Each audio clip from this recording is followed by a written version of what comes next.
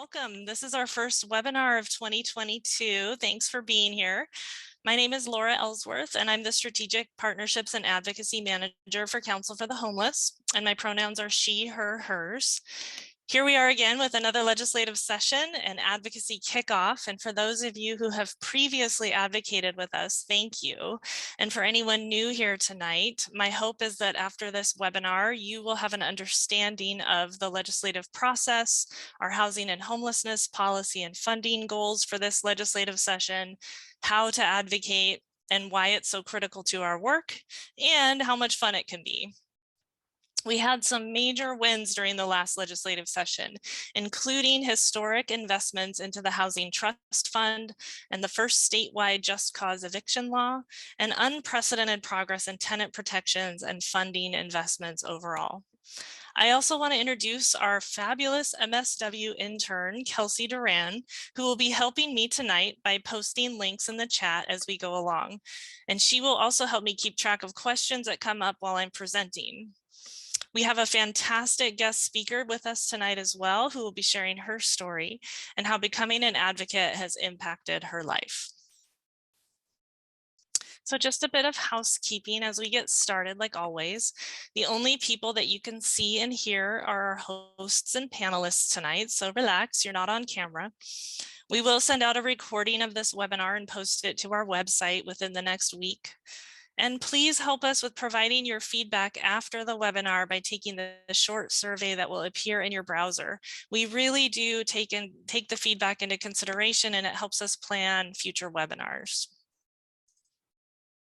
So tonight, we'll cover how things are set up for this year's session, give a big picture overview of the legislative process and what our housing and homelessness policy and funding asks are, how to be an advocate, and then you'll hear from our incredible guest speaker. And as always, we will end our night with some specific calls to action. Thank you for being here. So, unfortunately, we are in the third calendar year of this pandemic, and in the midst of an unprecedented surge in COVID cases, this prompted the state legislature to once again go mostly virtual. So how do we advocate in a virtual world? Well, there are some definite pros and cons. No long drives to and from Olympia. You can testify on bills or submit your position on bills from the comfort of home. One of the cons is that this requires the use of technology. So I hope tonight to help you become a bit more comfortable with that and help you understand what to expect as we go through the next couple of months. So this year is what we call a short legislative session. It's only 60 days long, and that's because it's the second year of the 2-year biennial budget. This is a chance to examine the budget that was created last session and make any necessary appropriations. Most years this involves making cuts, but because budgets often come in lower than what was anticipated. But this year we do have a surplus, mostly due to unspent federal COVID relief funds. We, of course, will be advocating for a significant portion of that surplus to address the unprecedented tidal wave of need that's been created by the pandemic to be put towards affordable housing and homelessness. We are advocating mainly for the budget that the governor released, which has been very appropriate to meet the need. This is also a chance to introduce some new legislation that will help further our work and make adjustments to bills that were passed last year. You'll notice the number of bills being introduced this year is much smaller than last year, and that's due to this being a short session with less time to move things forward. It's also an election year for the entire House of Representatives and half of the state Senate, which is another motivation for legislators to get done in Olympia right on time. So here's the makeup of our state government. Think of it as a mini version of our federal government. We have 2 chambers, a House and a Senate. There are 49 legislative districts that are determined by population. And then we have from each of the 49 legislative districts, 1 senator and 2 representatives. So we have 98 state representatives and 49 state senators. Here in Clark County, we have basically 3 legislative districts that represent most of the people in our county. So therefore, we have 9 elected officials in our state legislature that represent the people of our county. So here's a just kind of quick lay of the land overview of our legislative districts in Clark County and who our representatives are in Olympia. I do want to preface this with information about recent redistricting. Based on the 2020 census, so this is every 10 years we do a census, and that counts the population, and that determines things like legislative district lines, also determines congressional district lines. And so in our county, in Clark County, the legislative district lines have been redrawn, and it's all based on population. So unfortunately, it doesn't really go into effect due to a variety of reasons and delays since the lines were drawn and the proposals have been made. And some of you who keep track of this sort of thing might have noticed in the paper, there's been a lot of back and forth. So for the purposes of this legislative session, I believe this is the lay of the land for Clark County. So here we have the 49th legislative districts and our senator and representatives and the committees that they all serve on. And you're going to hear a little bit more about why these committees are important to pay attention to when we're doing our advocacy. I want to point out these key committees for these specific representatives in our community. The Rules Committee is it determines whether and in what order to schedule bills for consideration on the floor of the House. And it reviews, adopts, and schedules consideration of floor resolutions. And the Appropriations Committee considers bills with operating budget and fiscal impacts. So you're going to hear more about why that's important for the advocacy work that we have ahead of us this year. The 17th legislative district is mostly suburban. It encompasses the area east of 205 and north to the southern edge of Battleground. And key committees for this group of legislators include Appropriations and Rules for Representative Harris and Ways and Means for Senator Wilson. And then the 18th legislative district, while it covers the most amount of space in the county, it's mostly rural and encompasses North and East County, wrapping down into Philida and Salmon Creek. And again, these are the old lines, but I believe for this session, these are the ones we're working with. So key committees for this group of legislators include Appropriations for Representative Huff and Rules and Ways and Means for Senator Rivers. So again, let's go back briefly to the Rules Committee. It's where leadership exercises the most control over the process. It's made up of members of both parties, and each member on the committee gets to select 2 or 3 bills that will move on to the next step in the process. So you can see how being in the majority can help influence which bills get considered and which bills don't. Okay, here we go. So this is a very high level, basic, pared down overview of how a bill becomes a law. And you can see that the bill kind of starts out, you know, just hanging out there, real comfortable, real happy, just a bill. And then he kind of goes through some rough stuff and then comes out at the end just, you know, looking sharp and, you know, looking intact and just great. So I'll kind of go over what happens throughout the course of a legislative session to pass a bill. And I also want to point out that everything that this bill is going to go through has a chance to get killed at any step in the process. So here we go. So a bill gets introduced by a representative or a senator. It then gets referred to the appropriate committee for a hearing. And then it gets its hearing and it gets amended or not and voted on in the committee whether or not to go to a vote of the entire chamber. Where once it's passed, then it will get sent over to the other chamber to go through that same process all over again. So once it goes through this process and it gets passed out of each chamber, so sometimes bills are introduced in the House and then they pass out of the House and get heard in the Senate, and they each have their own numbers associated with it in the House and the Senate. They both sides kind of negotiate and they have to agree on a final version. And once each version in each chamber gets passed, it gets sent to the governor for an action. And so the governor could decide to sign it into law. He could veto it, he or she. He could veto part of it or all of it. And sometimes if the governor vetoes a bill, the legislature can override the veto with a majority vote, although that rarely happens. So all of this to say it's very difficult to pass a bill and our founding fathers made it that way intentionally. And again, this is just a very pared down process, but I wanted you to kind of know the very basics of how it works, because as you go through a legislative session, you'll notice a lot of twists and turns and a lot of action needed, advocacy needed, steps taken. And sometimes it's all with very short notice and shifting messaging. And this is basically why. So hopefully that gives you kind of a basic idea. All right, so let's talk about our lead agenda for this year. Council for the Homeless works in conjunction with the Washington Low Income Housing Alliance to advocate for funding and policies that help prevent homelessness and move people from homelessness to housing.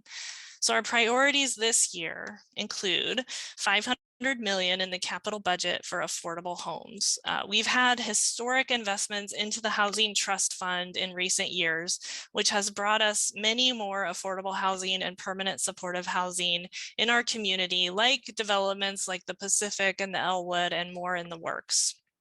We're also asking for an increase in the aged, blind, and disabled cash grant from $197 to $417 per month. And these are funds for people who qualify for Social Security and act as a bridge while people are waiting for that approval. I don't need to tell you that $197 a month isn't enough for income for someone who is disabled and unable to work and waiting on SSDI. We're also asking for $2 million for pre-eviction civil aid and additional $1.3 million for tenants' rights to counsel. This will help address some of the need that continues to exist despite the passage of right to counsel last session. Then we have $4.5 million for foreclosure prevention. So homeowners have also been ravaged by the pandemic too, and this will help protect homeowners from foreclosure, therefore preventing people from falling into homelessness. We're asking for $78 million in the operating budget to sustain and build capacity for permanent supportive housing and homeless service providers. One thing that we've heard loud and clear throughout the state from all of the service providers here locally is A, how much we need more permanent supportive housing, and B, we need the workforce to support it. So we also have a few bills this session, and Kelsey's going to post these in the chat for you to take a look at.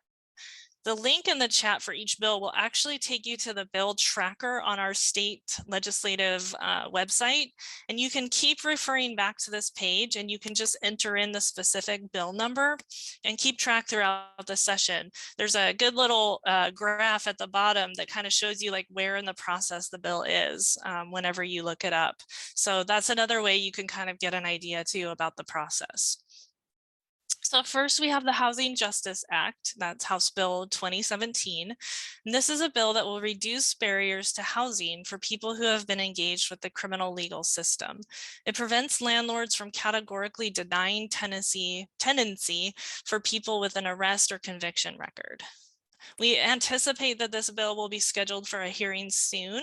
And so you'll hear more about A, just how to testify remotely, and B, we will stay in touch with you all to ask you to testify or register your support for the bill. We are also advocating for the real estate excise tax bill, otherwise known as the REIT bill. That's House Bill 1643. And that is an incentive to sell for property owners to sell to affordable housing providers and local housing authorities, and would exempt the seller from the REIT tax. exit. So this is actually a bill that was passed in 2020, but the governor vetoed it. So remember I said earlier about the vetoes. He was supportive of the bill, but he vetoed it as the legislature was about to adjourn for the year in anticipation of a reduced revenue from COVID. So again, just another example of how, we do these 2-year budgets and then things change. And that was in anticipation of not having enough, funds and the impact of the pandemic, which at the time, was much more unknown, the financial impact to our state revenue. There were no federal relief dollars that were guaranteed at that point. So we're advocating for that again this year. And then lastly, we have an anti-rent gouging bill, House Bill 1904. This bill actually had its hearing this morning at 8 a.m. And this is an important bill that will provide tenants with 6 months notice of rent increases of 3% or more. We've heard consistently throughout this last year about people's rent being raised astronomically.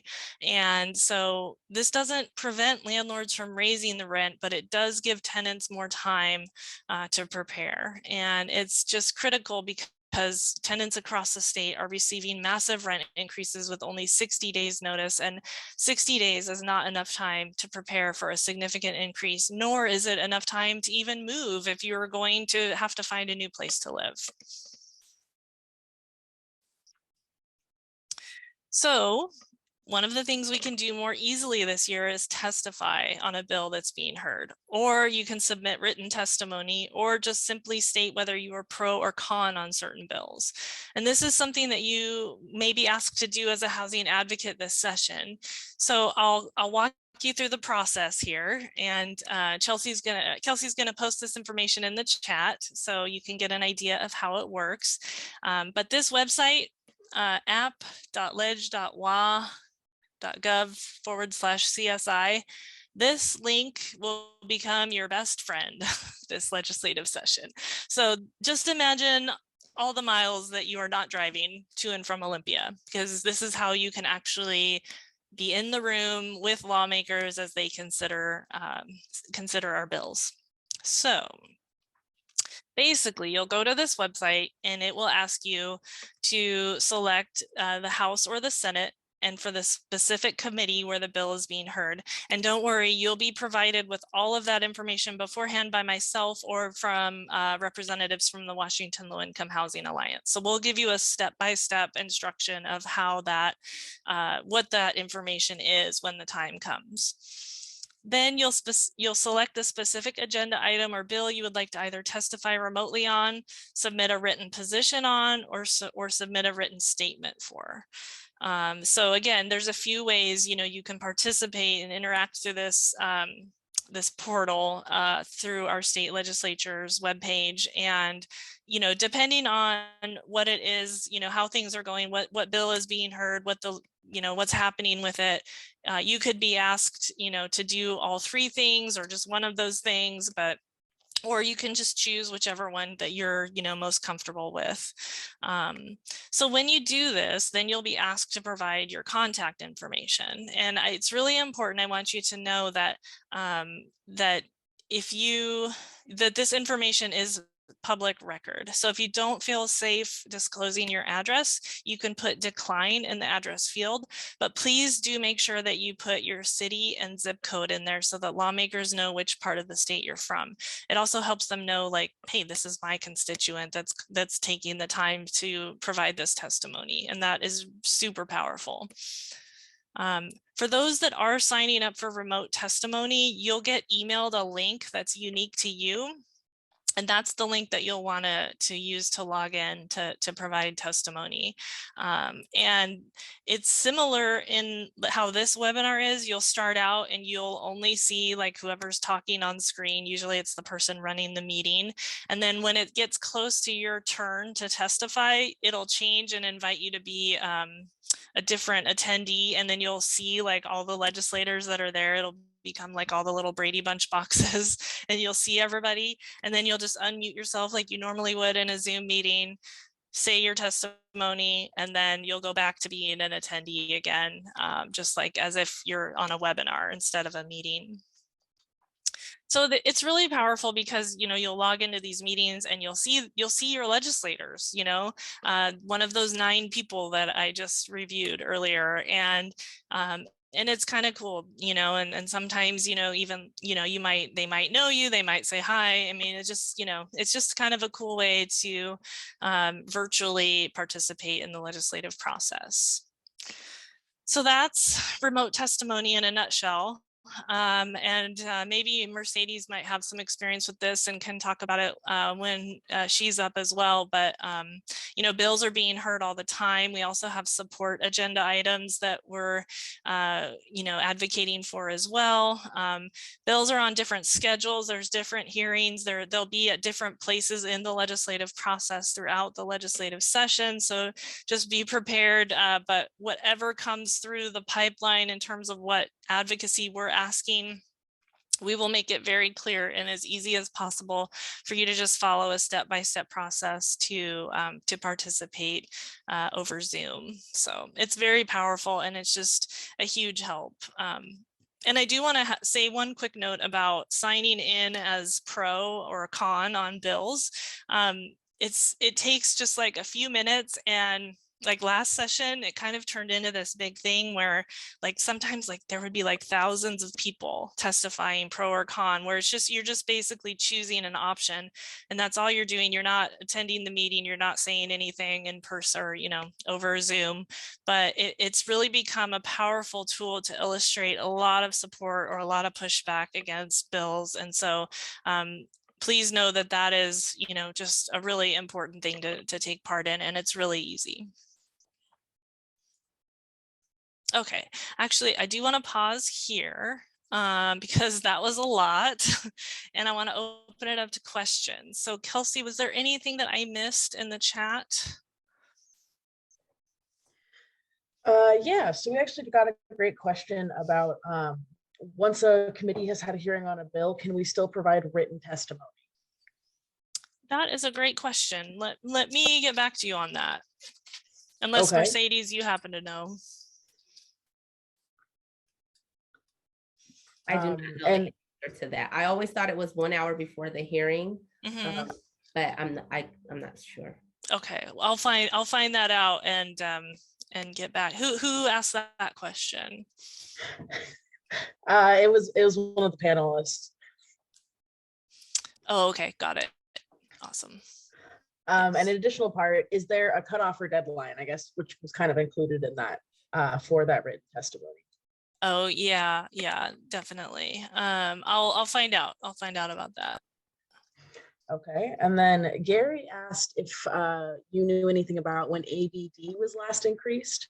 Thanks for that question, Gary. Yes, I believe that it was just increased. It was either last session or the one before.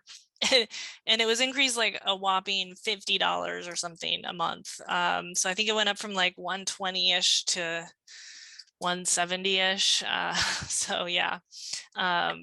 Yeah, so this is a big ask, but again, it's still far behind what the need is compared to previous years. So and it looks like somebody's needing a little bit of clarification on the district thing. I know it's super complicated with how it just got rewritten, but it's like, no, it's not real yet. So do you think you could go back over that a little bit more? Yeah, sure. So the districts were redrawn.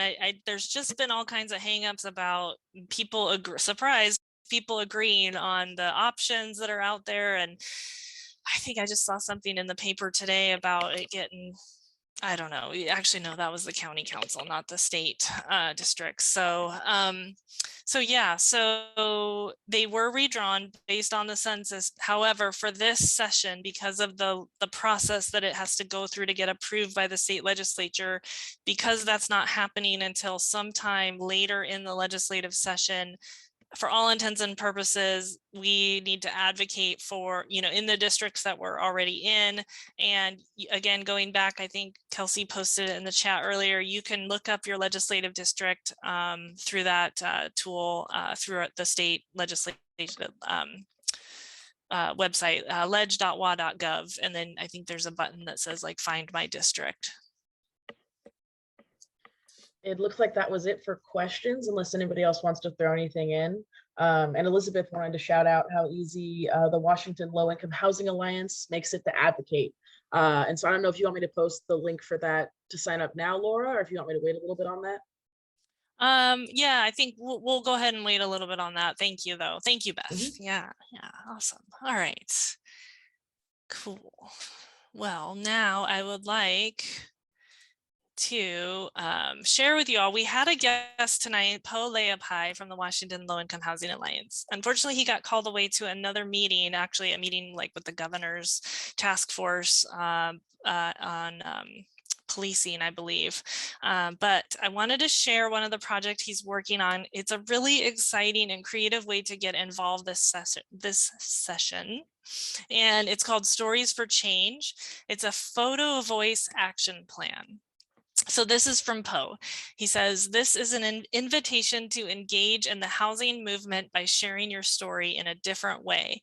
We hope the result will be a massive display depicting what is happening in real life to community members all over the state of Washington. There's power in organizing through creativity and art and through visuals and audio. We need to remind lawmakers who they represent and to tell them what we need.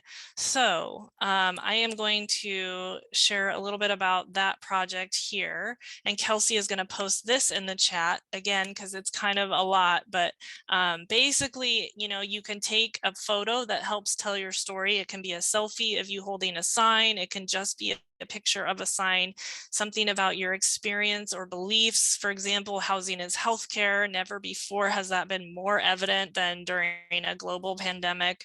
Or my rent was raised by $100, or I was evicted during the pandemic. If you don't want to be in the picture, you can just take a picture of your words, but please make sure there are no other people or personal information in the photos. Then you can text or email those photos. And there's a phone number that you can text to, or an email address if you prefer, and just give them your name and your city, or if you would just prefer to remain anonymous.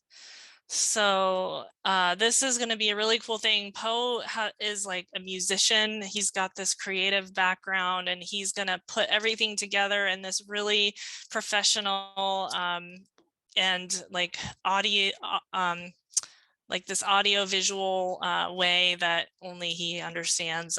But yes, so does anyone have any questions about this right now? And I can definitely pass on any questions to Po as well. And again, he was super sorry to miss this.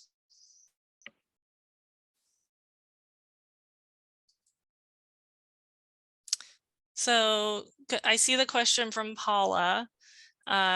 Yeah, so the formula, so for housing to be deemed affordable, it should be no more than 30%. That like your mortgage or your rent should be no more than 30% of your income. But the reality is most people pay a lot more, higher of a percentage of their income towards housing, and we call that being cost burdened. And that's what makes people more at risk for falling into homelessness and to experience housing insecurity, is when they have less of that remaining income to act as a safety net for them.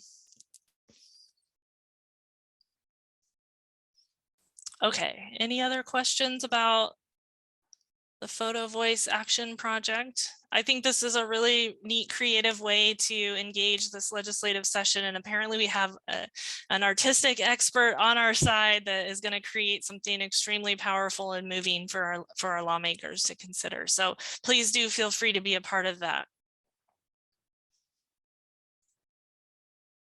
Okay, so our other guest tonight is Mercedes Whitecalf, and she's here to share her journey with advocacy and what it has meant for her life, as well as how this housing and homelessness agenda is so impactful to our Indigenous community. Although experiencing oppression and institutional racism throughout her entire life as an Indigenous and African-American woman, Mercedes has been afforded opportunities to succeed and flourish. This was largely due to the support and largely due to the support and efforts of passionately engaged Native American and BIPOC community leaders. The efforts of such leaders positively impacted the trajectory of her education, career, and purpose in life. Her cultural identity as the driving force behind the commitment and dedication she has for social change, equity, and cultural restoration. She relishes the opportunity to bring the knowledge and experience she gains back to serve her community at any capacity of liberation and restoration. Ultimately, she desires to influence and co-create laws and policies that redeem, restore, and empower her community. Her work is dedicated to ending all forms of oppression. So Mercedes, I'm going to go ahead and turn it over to you. Okay, thank you. And how many minutes do I have? I think it's 15. Okay. Oh, yep, 20 to 15 to 20. Okay, sounds good. So my name is Mercedes Whitecalf. I'm really happy to be here. I'll start with a little bit about my life, my background, my upbringing. I'm half Native American and half Black. My mother was born in Pine Ridge, South Dakota. She's Oglala Sioux. She grew up on a reservation. She attended boarding school in the 50s, and she was relocated here to Astoria, Oregon, and then eventually moved to Eugene, Oregon, and then Portland, Oregon, and then I've moved on to Vancouver, Washington. So growing up, I was really, really, really poor. And I luckily had places like NAYA, which I work for now, the Native American Youth and Family Center, that had a bunch of community members from the Native community and from the BIPOC community that would come in and tutor us, give us food boxes, sign us up for like gifts around Christmas times because they knew what we were facing. Unfortunately, my mom was heavily in her addiction, her drug addiction. And so them stepping up in that role definitely helped me out. And they definitely worked with us. What ended up happening is I kind of just threw myself into school because a lot of my mentors made it clear to me that, Mercedes, if you go to school and you get involved, like you can make changes and you can make a way for yourself out of poverty. And so then I would do that in high school, and I was getting good grades, and I was joining all kind like Constitution Court, mock trial, things like that. I was always, I don't know what it was, I was always into policy. Because I think I always felt disenfranchised. Like I always felt like I had the shorter end of the stick, or I was some kind of afterthought, and I didn't know why. And those things make me feel like I had a fighting chance to show myself that that's not true.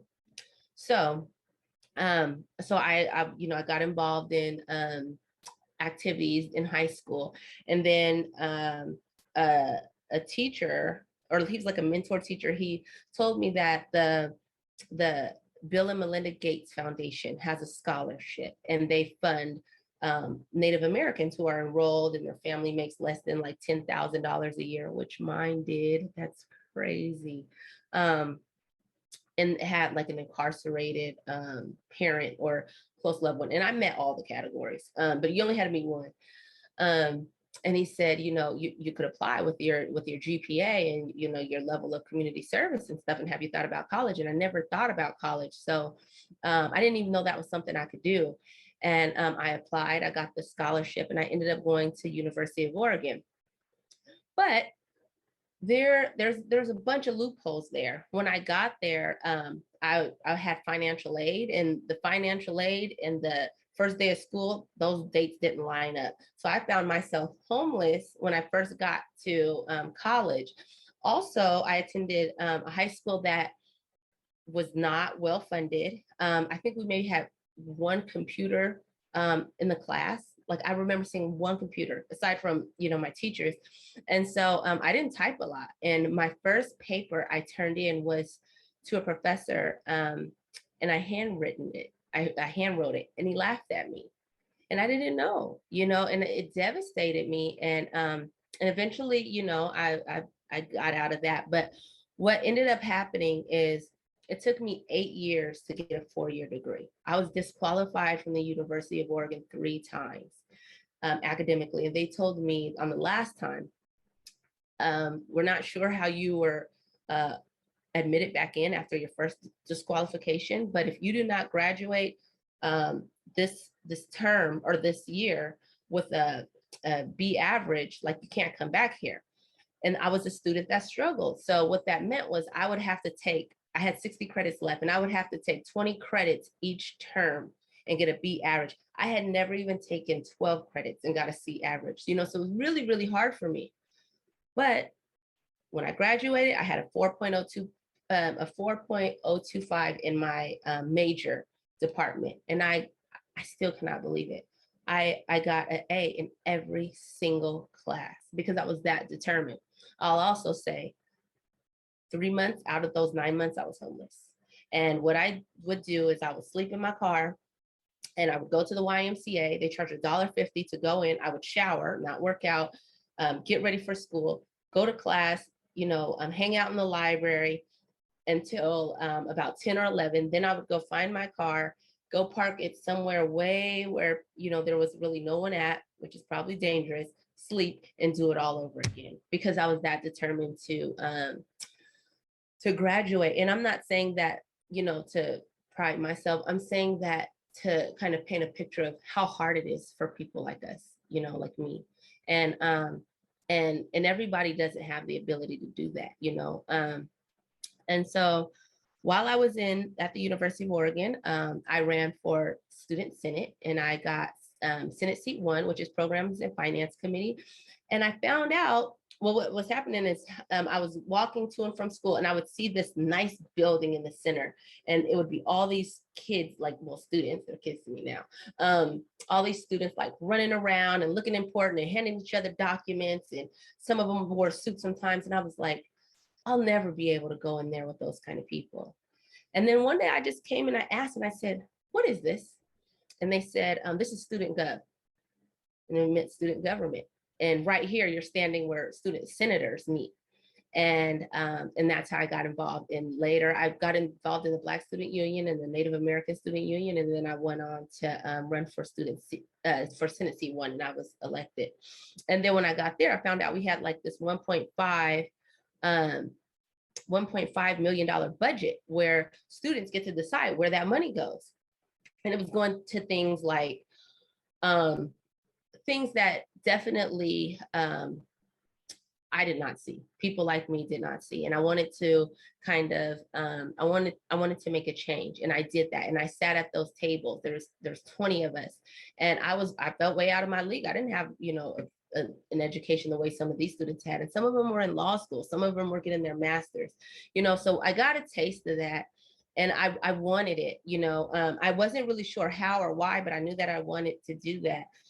So when I graduated, I ended up working at a law firm and buying a brand new car and stuff like that. But what I found, in all honesty, is that I thought that if I graduated college, because I'm the first person to ever graduate college in my family, I thought that if I graduated college and I worked at a law firm and I got a brand new leased car off the lot, that I would be happy. But what I found is I was even more miserable than before, because now I had the things that I was hoping for, and I still felt empty inside. And without disclosing too much, I definitely used alcohol and drugs to try and fill that void. And I found myself homeless. My mother she had gotten clean when I was 13 years old, and she had 13 years clean, and she relapsed after a knee surgery. And she overdosed 10 months later, and they found her, and I was devastated because my intention was to go to law school, fight for our treaties, fight for our rights to get our treaties honored. I was going to buy her a house because she was so upset that we had to buy a house on our own land. And I was going to buy her a house, and I was going to help her write the book, The Story of Her Life. And I had all these plans.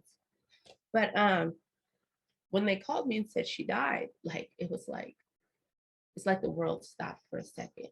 And I thought, Mom, you gave out on me. I was almost there. But the truth was that wasn't really accurate. I was on drugs. I was living in South Central Los Angeles, and I was homeless, and I lost that brand new car due to my addiction. And I was running with people that were not good to me. And I ended up getting kidnapped and attempted to be sex trafficked. And that, yeah, there are people on this earth that there is pure evil that goes on. I'll say that. So I was homeless there. I was, I had cut off my hair. I had got body lice. Like, it was bad. I lived on Skid Row. And I mean, I remember I couldn't even get 35 cents together to buy a cup of noodles. Like, it was that bad. And I remember riding on the trains and the buses, and the bus drivers would feel bad for me. And I would say, like, hey, can I stay on the bus, overnight? Because their buses ran 24 hours just to stay safe, because they knew what was out there, at night, and they would. And I remember praying and looking up in the sky and saying, God, like, help me, and so, but I was still heavily addicted on drugs, and I don't think I was ready to give it up. So fast forward, I eventually came back to Portland, Oregon, and I stayed in a shelter. And then I found the shelters would kind of kick me out. It would be, I don't get along with the staff. They're touching my stuff while they kick me out. I said something back, or, things like that. And I ended up in a underneath the bridge, and like all those people that sleep under the bridge that kind of urinate on themselves and they have sleeping bags. I always looked at them and I said, I will never be that. But in my honest heart of heart, those people, that first night that I stayed out in the streets when it was snowing, they kept me alive. They taught me, how to cover up in a garbage bag and then a sleeping bag, and put hand sanitizer on the ground and light it on fire, stay warm, until the night or till the daytime came. And I never thought I'd see myself there, but I was. And so it got bad. I was living in tents. I was part of the camps, and I would be trying to keep a tent and then go get in a soup line and get some food. And by the time I come back, they've already swept and they've taken all our stuff and they've thrown it away, because, to the sweepers, our stuff is junk. But there were things from my mother in there that I'll never see again. But the truth is, I put myself in that situation. So I eventually, it got really bad, and I got to the point I said, okay, God, I don't know if you got something against me or you brought me here just to humiliate me and be like, have a punching bag, but my mom didn't raise me like this. And I'm a disgrace to my family and the legacy of my family, because my family, they were people who were hunted by the government, by the federal government, and they ran barefoot with their children. Like, I cannot imagine having a child in my hand and one in, holding my hand, running barefoot, being hunted by the federal government so that they could continue to be a free tribe. And here I am, I can't even get out of, homelessness. And I internalized it. So I said, God, if this is all you have for me, just kill me and make it not hurt. And I'm going to speed this up because I see time. Okay, so I prayed that prayer, and 3 weeks later I got clean. And so I stayed in a tent and I was clean, and I was going to recovery meetings all around downtown. I went back and forth between Portland, Oregon and Vancouver, Washington. And then I got into a treatment center, and then, they helped me. I stayed there. I didn't really plan on staying long. I thought it was a 30-day program. And then they were like, no, this is a 7-month program. And I was like, I don't know about that, but I stayed, and I ended up staying there for 14 months. But when I left, I had a job as a janitor and I had a home. And then I got a job as a housing specialist. And when I got that job as the housing specialist, I was able to have a caseload of domestic violence survivors and survivors of human trafficking like myself, flee and get a home. And then also, find some support and foundation to build a new life for yourself. Because sometimes when you're in those situations, you feel so ashamed of what has happened to you, you honestly don't feel like you're worthy of anything else. And being there with those women and being able to counsel them, that was wonderful. But some things were happening in the nonprofit organizations, while I was making sure that there was rental assistance and, securing housing for my clients and my caseload, I was 2 months behind in my rent. And I didn't know how to articulate that. I didn't even know what that meant. I felt like I was failing as a person. I didn't know that there was a whole system that operated this way, and I was just a part of it. And there's millions others people who are like that too, but we kind of tend to be secretive because poverty is like a moral deficiency in the eyes of the society, but it's not, you know, and it doesn't have to be, and it's not going to be. So eventually I found that that job, although I could provide those people with rental assistance from what was given to me, there is a table somewhere up there where these people are deciding what that amount is going to be, who it's going to go to, how much, all of the stipulations over it. And I felt like they damn sure better have someone like me at the table. And come to find out they didn't. And so I got to the point where I was like, you know, if I made it out of what I made it out of, I'll be damned if I'll come here and I'll be afraid of this majority ran government and feel like I can't take a part in a government that is mirrored from a Native American tribe, right? The Iroquois Nation. So I got involved. I applied for NAIA, and which was like a full circle because these were the same mentors and the, you know, people that poured into me as a kid, but we went from a basement in a church. They're now like we're like an $11 million organization with 150 staff. So, so I was happy to come on. I'm so happy. I love my job, but I'm an advocacy coordinator. And what that looked like in the beginning for me, I'm really going to speed this up. I'm so sorry, Laura. What that looked like in the beginning for me, like I've been here. You can go till 6:25. Okay. Yeah. Thank you. So when I got there into advocacy and policy work, I didn't really know what to do, but I asked them to just take a chance on me because my passion and my drive would definitely take me the way I need to go, and everything else, you're going to have to train someone anyway. So just train me, you know? And I did my due diligence and I did my research. And if you would have asked me 7 months ago what a bill is, I would have said, it's the thing that comes to your house that you don't want to pay. I didn't know. You know, and I have a boss who I was able to say that to, and he would explain to me just how we learned today. It's just an idea. And then someone that, you know, says, okay, let's draft this idea. And then we have elected officials that put their stamp on it and say, okay, we're going to help you guys bring this idea because we're all in one community. And he showed me, you know, how things go. And then I, in turn, hosted Advocacy 101 events for my community, so I could tell them too, like, you know, like there's things that we can change in our community. In my community on the African American side as well as the Native American side doesn't trust the government, and for good reason.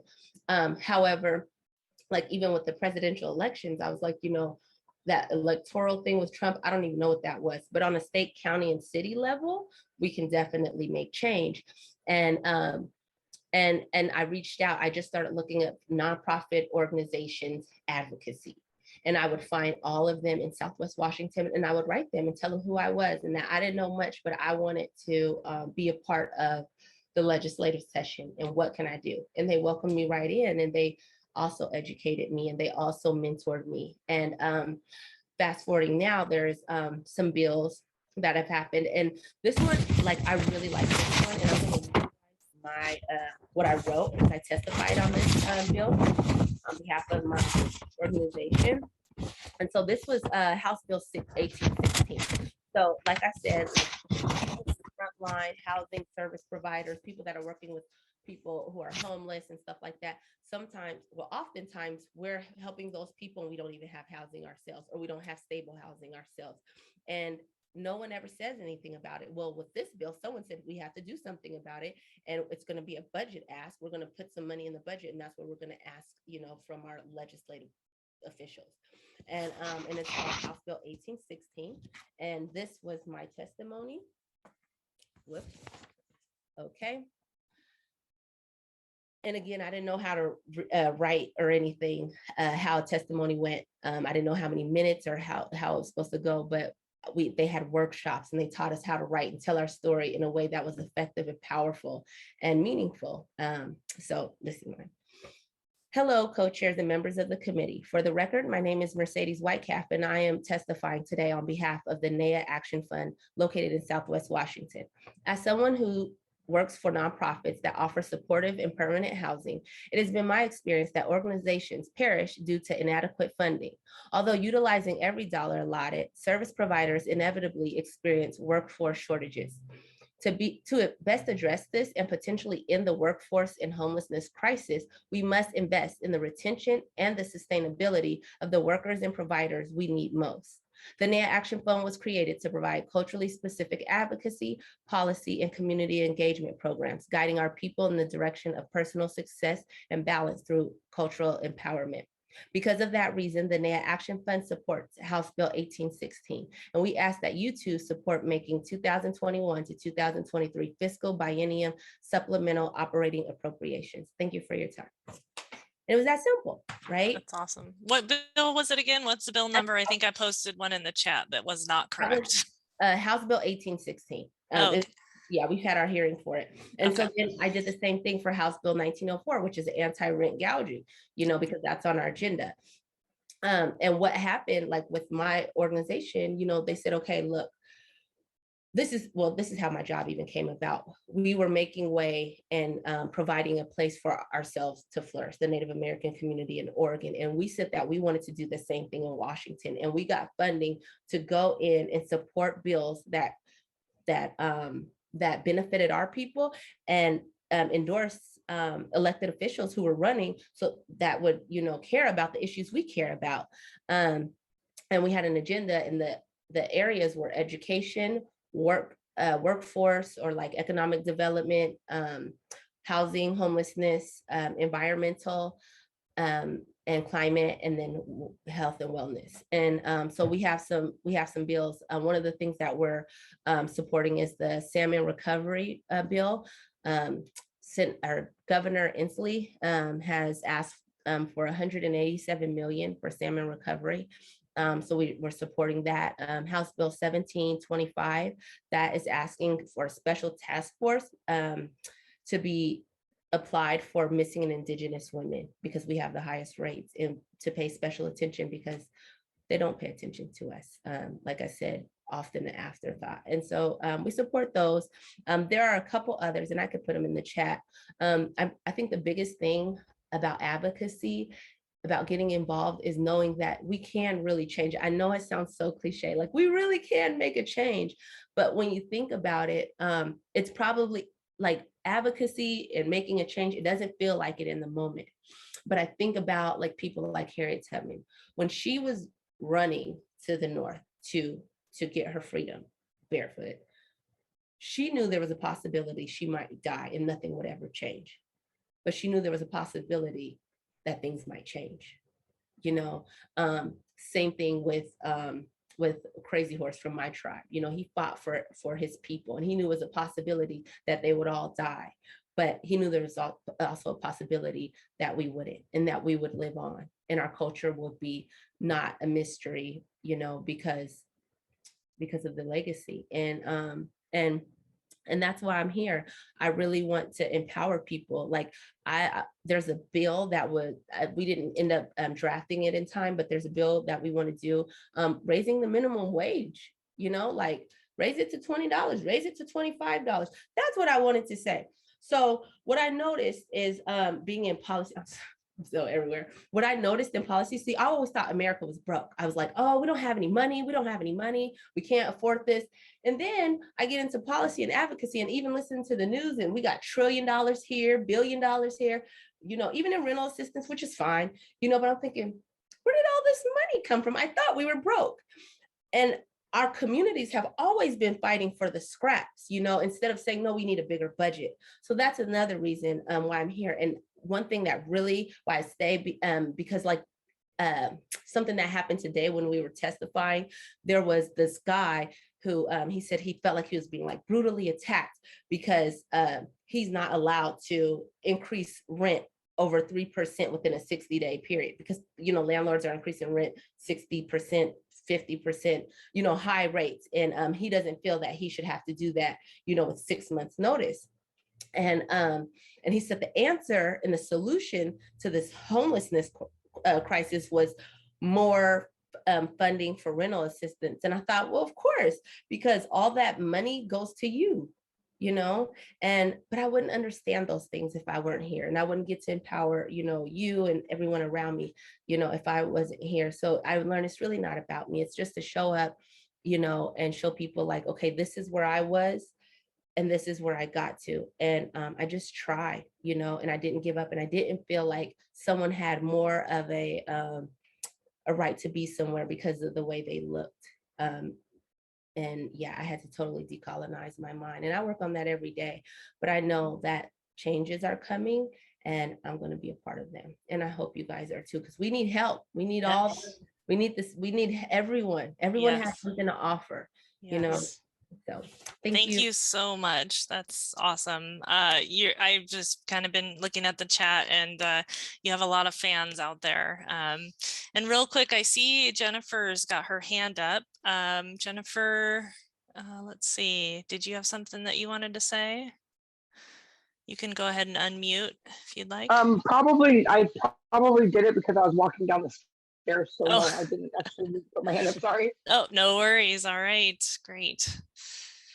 All right. Well, I'm going to just wrap us up here tonight. And thank you again, Mercedes. Honestly, yeah, I just see the interconnectedness of just all of the experiences that you have had. And, also I hear the kindness of people interwoven throughout, and your just resiliency and perseverance. And we are all honored that you shared your story with us tonight. And I just want to acknowledge the emotional labor that you have put into our evening together. And thank you so much for that. So I will go ahead and return us to the end of our evening together here and start to wrap things up with our call to action. So I'm hopeful that you all have a better understanding of the legislative process and this year's advocacy and policy agenda. We've given you some specific ways, and Mercedes just showed you how to take action through testimony. I also want to plug our housing and homelessness advocacy days, which are February 1st through the 3rd, and Kelsey is going to post the link to that in the chat. So I just want to thank everyone for being here tonight to seek knowledge. Please do share it, engage with elected officials about investments into low income and affordable housing, and about how to create places for people who don't have housing to be. Everyone needs to be somewhere, even those without homes. They will in fact be somewhere. And we as a community can really help our lawmakers be bold in their funding and solutions to make life better for all of us by truly addressing the issues that matter to all of us, housed or unhoused. We are all in this together. So please continue to think critically about homelessness. I know that it can feel uncomfortable and it can sometimes raise really tough questions and emotions. And if you haven't already, please sign up for our advocacy action alerts through the Council for the Homeless website. This is our primary way to engage and inform during the legislative session and beyond. We share this every webinar, but this in particular, this pertains exactly to the work that we are doing this legislative session. So please do sign up for that if you haven't already. As always, please share the data, the facts, dispel myths, reduce the stigma of homelessness. And last but definitely not least, as always, be kind to people on the streets, in cars and camps or in shelter. We really look forward to seeing you again. I want to thank our incredible guest tonight, Mercedes, who so generously shared her expertise and experience. Have a wonderful evening, and we'll look forward to advocating with you in the coming weeks. Thanks, everyone.